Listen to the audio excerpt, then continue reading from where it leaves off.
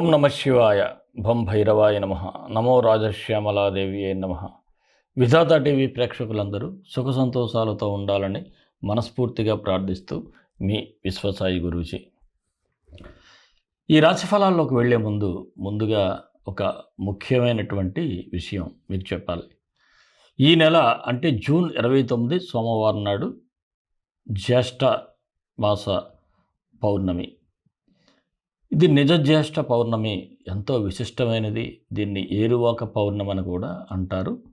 చాలా ఆనందంగా అద్భుతంగా జరుపుకునేటువంటి పౌర్ణమి.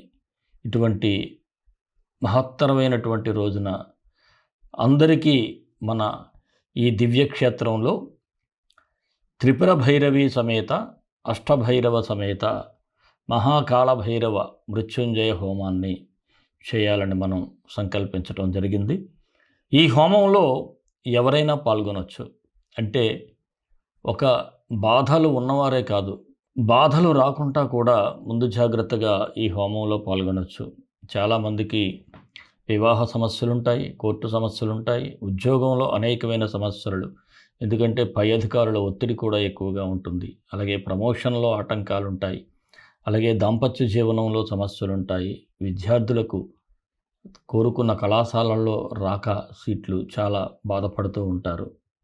ఇలా అనేక రకాలుగా సమస్యలతో ఇటు వ్యాపారంలో కూడా అభివృద్ధి లేకుండా పోవటం వలన చాలా సమస్యలు ఫేస్ చేస్తూ ఉంటారు. దీనివలన అప్పుల బాధ పెరిగిపోవటం, రుణ బాధలు పెరిగిపోతూ ఉంటే పాపం చాలా కష్టపడాల్సిన పరిస్థితి ఆ కుటుంబానికి ఉంటుంది. అలాంటి వారికి ఈ నరఘోష నరదృష్టి కూడా లేకుండా మీకు ఈ హోమంలో పరోక్షంగా పాల్గొన్నట్లయితే తప్పకుండా మీ సమస్యల నుంచి విముక్తి పొందగలుగుతారు. మీరందరూ పరోక్షంగా ఈ హోమంలో పాల్గొనండి. మీకు హోమం అనంతరం వీడియో, అంటే మీ గోత్రనామాలు చదివిన వీడియో ఉంటుంది. అలాగే ఈ హోమం వీడియో మీకు పంపించడం జరుగుతుంది. ఇంకా ప్రసాదం కూడా మీ ఇంటికే వస్తూ ఉంటుంది. అనేక మంది మనం చాలా ఏళ్ళుగా ఇక్కడ చేస్తున్నాం. అందరూ చాలామంది చాలా బాధా విముక్తులై ఆనందంగా జీవిస్తున్నారు. అలా వారు కంటిన్యూ కూడా అవుతున్నారు. మీరు కూడా మీ జీవితాన్ని సుఖమయం చేసుకోవాలి అనుకుంటే ఈ హోమంలో పరోక్షంగా పాల్గొనండి. మరి ఈ హోమ వివరాల కోసం స్క్రీన్ మీద స్క్రోల్ అవుతున్నటువంటి నెంబర్కు మీరు వాట్సాప్ మెసేజ్ పౌర్ణమి హోమం అని మెసేజ్ చేసినట్లయితే వివరాలు తెలియజేయబడతాయి. అందరూ పాల్గొనాలని మనస్ఫూర్తిగా కోరుకుంటున్నాను. అలాగే ఏరువాక పౌర్ణమి సందర్భంగా మన రైతు బంధువులందరికీ కూడా శుభాకాంక్షలు తెలియజేసుకుంటూ రాశిఫలాల్లోకి వెళ్ళిపోదాం. చిన్న మనవి, మన వీడియోలు చూస్తున్నవారు మన వీడియోలను లైక్ చేయండి. అలాగే 10 మందికి షేర్ చేయండి. ఇంకా మన ఛానల్ ఎవరైనా సబ్స్క్రైబ్ చేసుకోకపోతే సబ్స్క్రైబ్ చేసుకోండి. అందరికీ ఆ కాలభైరవుని అనుగ్రహం ఉండాలి, మీరందరూ బాగుండాలని మనస్ఫూర్తిగా కోరుకుంటూ రాశి ఫలాల్లోకి వెళ్ళిపోదాం. మకర రాశి జూలై 1 నుంచి 15 వరకు ఈ రాశి వారికి ఎలా ఉంది? అష్టమ స్థానమైనటువంటి సింహరాశిలో శుక్రకేతువుల సంచారం. ఈ శుక్రకేతువుల సంచారం వలన కాస్త ఫలితాలన్నీ 50-50 కనిపిస్తూ ఉన్నాయి. అయితే కొన్ని సందర్భాల్లో అలసట కూడా మీకు కనిపిస్తూ ఉంది. సరే తర్వాత చూద్దాంలే అనుకునేటువంటి ఆలోచనే మీకు ఇబ్బంది అవుతుంది. కాస్త ఓపికగా ముందుకు వెళ్ళినట్లయితే మీకు అంతా సవ్యంగానే పనులైతే జరుగుతాయి. అలాగే అనుకోని ఆటంకాలు ఎదురైనా కాస్త ధైర్యంగా ముందుకు వెళ్ళాలి. అధైర్యపడకూడదు. మానసికంగా చాలా ధైర్యంగా ఉండాలి. ఆర్థిక విషయాలు కూడా సామాన్యంగా ఉన్నాయి, పెద్దగా మార్పు అయితే కనిపించటం లేదు. అలాగే పలుకుబడి ఉన్న వ్యక్తులతో పరిచయాల వలన కూడా కొంత మేలు జరిగేటువంటి సూచన ఉంది. ఎవరైనా పెద్దవారు అలాంటి వారు మీకు సమయానికి సహాయపడేటువంటి పరిస్థితి ఉంది. నోరు విప్పి మాట్లాడండి. అలాగే సంతానం లేని వారికి కూడా ఈ రాశి వారికి సంతాన యోగ్యత ఉంది. మంచి డాక్టర్లకి చూపించండి. కోర్టు వ్యవహారాలు అయితే కాస్త నిదానంగా సాగే సూచనలు. అలాగే మీకు ఒక శుభవార్త ఏమిటంటే చిరకాల మిత్రులను కలవటం, ఆ మిత్రుడు కలయిక వలన కొన్ని విషయాలు మీరు తెలుసుకోవటం, ఇవన్నీ కూడా మీకు పాజిటివ్ సంకేతాలుగానే చెప్పాలి. ప్రయాణాలు మాత్రం వాయిదా వేసుకుంటే చాలా మంచిది. ముఖ్యంగా దూర ప్రయాణాలు ఇంకా బెటరు. అలాగే సెల్ఫ్ డ్రైవింగ్ కూడా చాలా దూరంగా ఉండాలి. ముఖ్యంగా వాహనాలు నడపాలి అనుకుంటే మాత్రం చాలా కేర్ఫుల్గా ఉండాలి.